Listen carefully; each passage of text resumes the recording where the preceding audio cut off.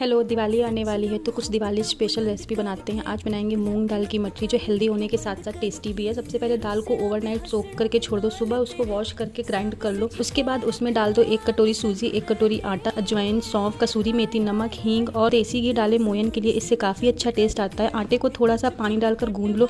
20 minutes के लिए इसे ढककर छोड़ दो। आफ्टर 20 मिनट्स इसे बेल कर छोटे छोटे पीसेस में काट लो। फिर इसे स्पून की हेल्प से कुछ पास्ता के जैसे शेप में बना लो। फिर इसे लो एंड मीडियम फ्लेम पर डीप फ्राई कर लो। फिर इसे बाहर निकाल कर ऊपर से डाल दो मैगी मसाला और चाट मसाला, और ये दिवाली के लिए अच्छे से स्नैक्स बनकर रेडी हैं। तो आप सब भी इसे ट्राई करो और फैमिली के साथ एंजॉय करो। और मेरी तरफ से आप सबके लिए हैप्पी दिवाली। मिलते हैं नेक्स्ट वीडियो।